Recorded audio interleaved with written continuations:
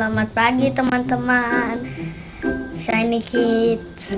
Sebelum kita memulai ibadah online, kita perhatikan panduan ini ya. 1. Gunakan baju yang rapi dan sopan. 2. Bebas berekspresi, memuji dan menyembah Tuhan.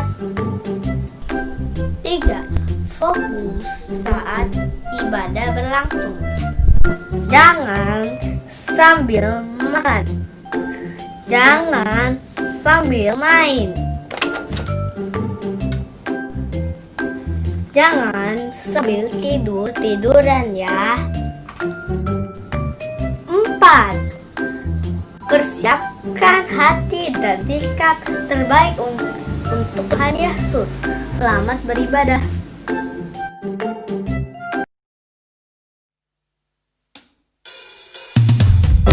Shalom adik-adik, selamat hari Minggu.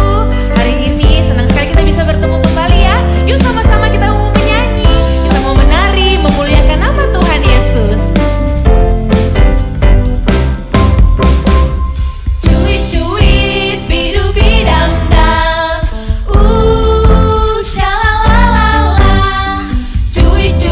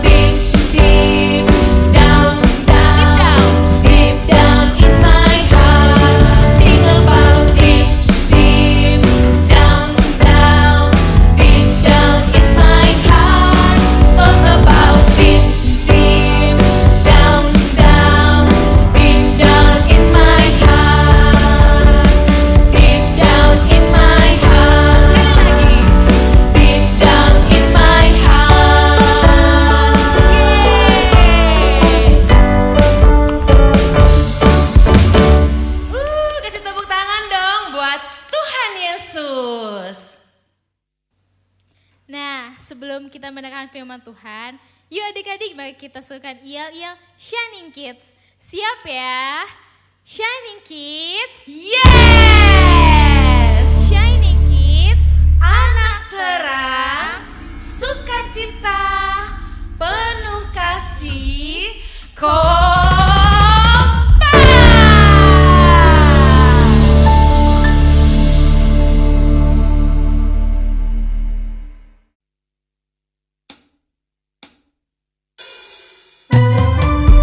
Adik-adik, mari sama-sama kita mau siapkan hati kita mau mendengarkan firman Tuhan. Kita mau datang kepada Tuhan Yesus dengan sungguh-sungguh menaikkan syukur kita, penyembahan kita kepada Tuhan.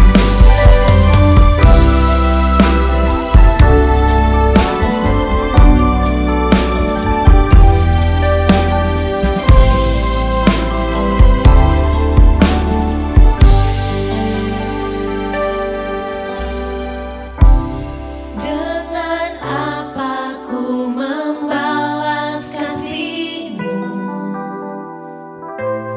yang ku terima dari-Mu?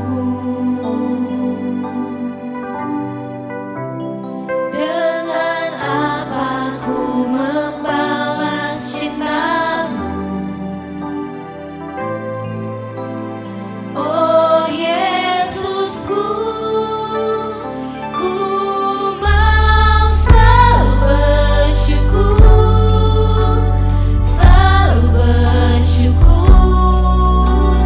Kau Tuhan yang setia.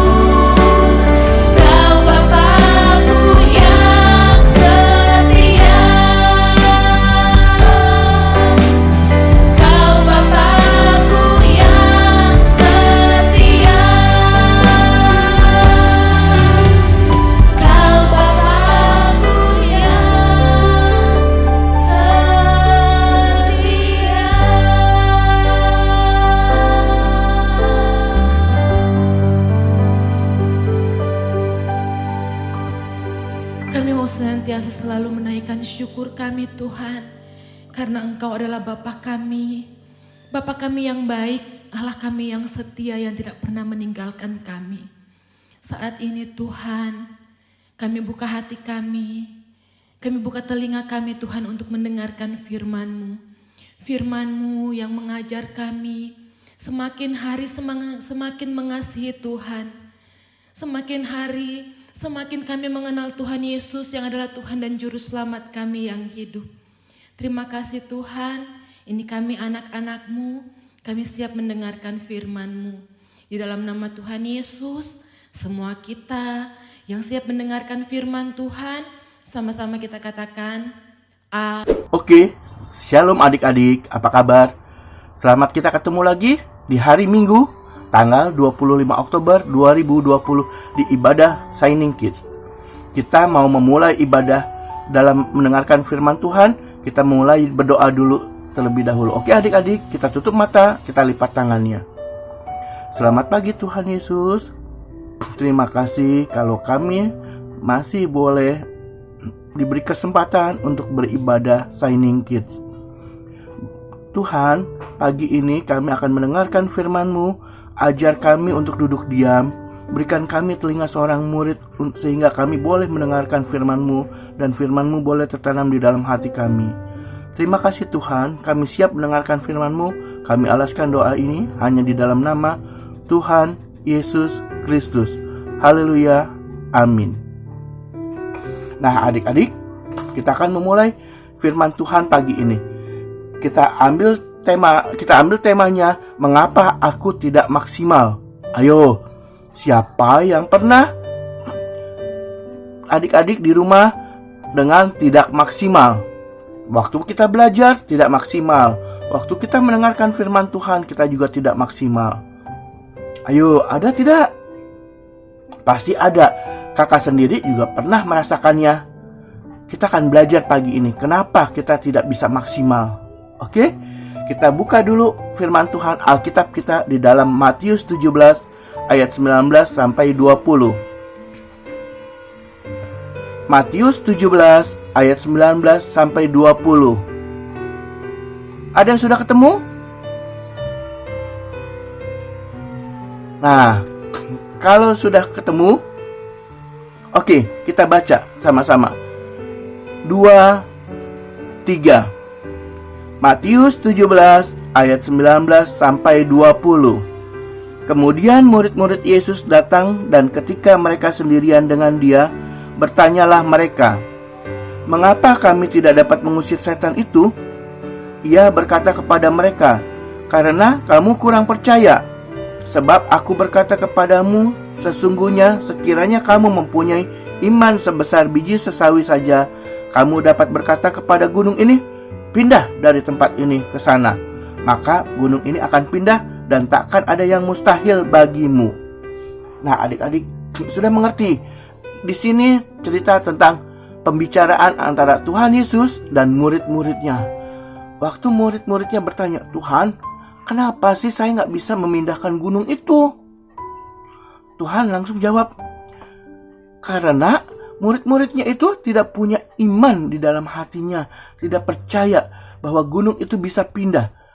Tuhan kasih contoh, kalau murid-muridnya itu punya iman gedenya kayak biji sesawi itu kecil ya adik-adik ya. Nanti adik-adik bisa lihat di Google biji sesawi itu gimana. Lebih kecil dari biji pepaya. Contohnya. Ya, adik-adik bisa lihat biji sesawi, buka di Google. Itu bagaimana? Dibilang saking kecilnya, dibilang kalau punya iman kecil itu aja, kita bisa langsung memindahkan gunung itu dengan perkataan kita. Berarti perkataan kita mengandung mujizat, mengandung kuasa adik-adik. Jadi hati-hati menggunakan perkataan. Ya, kita belajar lagi. Kita buka lagi di dalam Efesus 4 ayat 31 sampai 32. Efesus adanya di mana? Oh, betul, di Perjanjian Baru. Perjanjian Baru Efesus 4 ayat 31 sampai 32. Oke, kita baca. Efesus 4 ayat 31 sampai 32.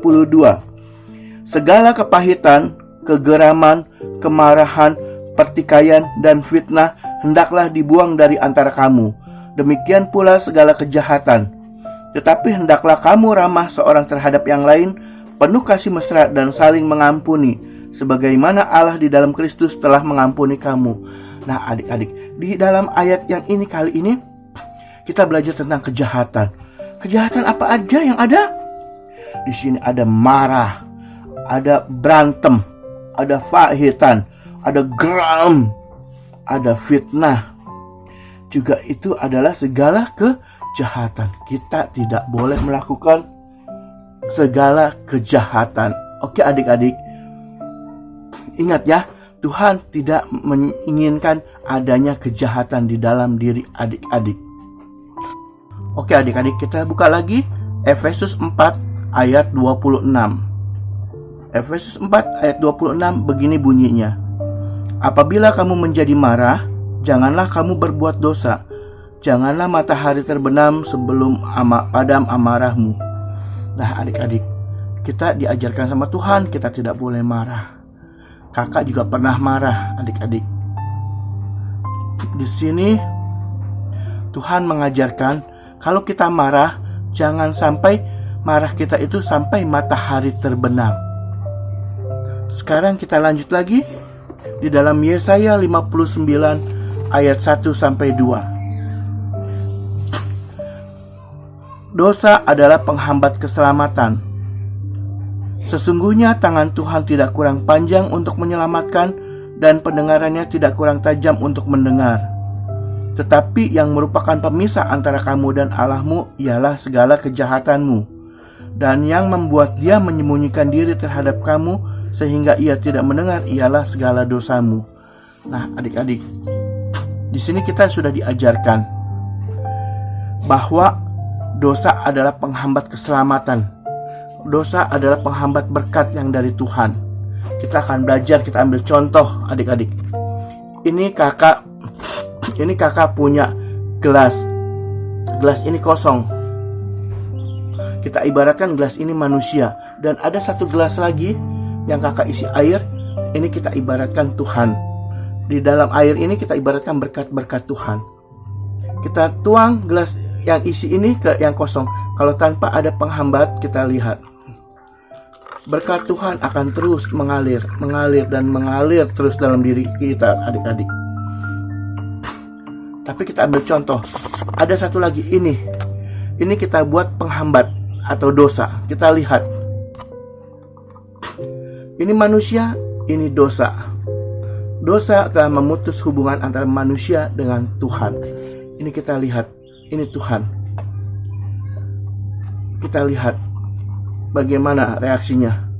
Tuhan memberi berkat, tapi tidak ada satupun berkat itu yang masuk kepada adik-adik, kepada manusia. Karena kenapa? Karena ada penghalang. Bagaimana caranya berkat yang dari Tuhan bisa masuk kepada manusia? Oke. Salah satunya, kita harus buang dulu penghambat ini. Penghambat ini harus kita buang, kita singkirkan. Jadi berkat Tuhan itu bisa mengalir dalam kehidupan adik-adik. Adik-adik mengerti? Oke. Kalau sudah mengerti, kita belajar banyak hal pada pagi hari ini. Yang pertama, kita kalau ada dosa di dalam hati kita, di dalam kehidupan kita, kita tidak akan bisa berbuah. Tidak akan sempurna. Yang kedua, selagi masih ada dalam kejahatan atau dosa di dalam kehidupan kita semuanya adik-adik, berkat Tuhan tidak bisa masuk ke dalam kehidupan kita. Yang selanjutnya, kita tidak boleh marah-marah. Salah satunya itu dosa yang paling gampang aja adik-adik. Oke. Sebagai penutup, ayat hafalannya diambil dari Yohanes 15 ayat 8. Yohanes 15 ayat 8. Bunyinya, Dalam hal inilah Bapakku dipermuliakan, yaitu jika kamu berbuah banyak, dan dengan demikian kamu adalah murid-muridku.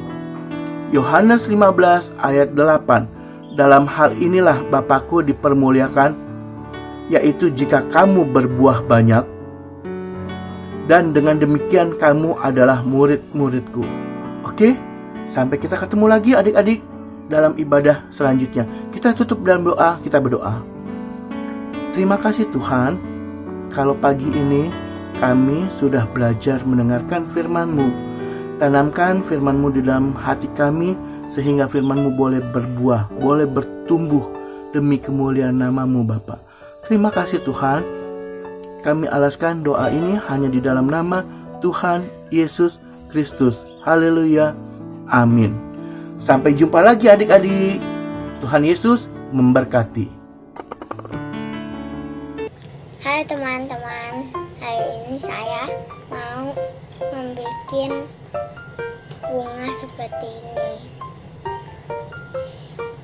Pertama-tama alatnya ada gunting, lem, dan sumpit atau pensil. Pertama-tama kita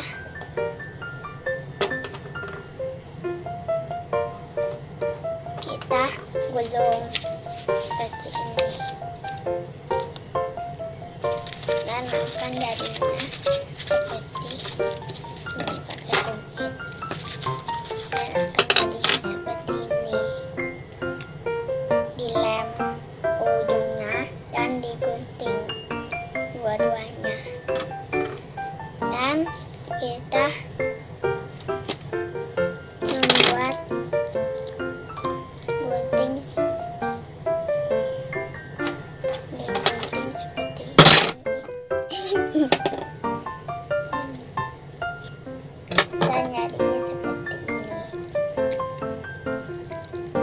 dilem.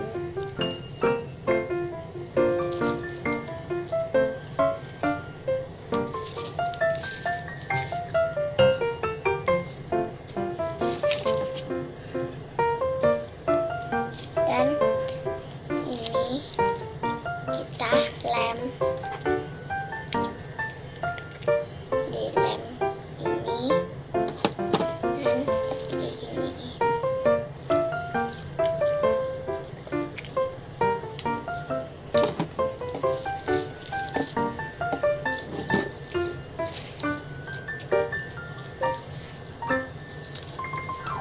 Dan akan jadinya seperti ini teman-teman.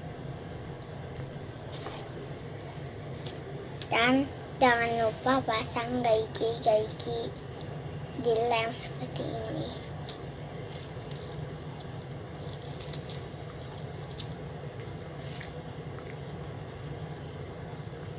Yang bagus ya. Dah.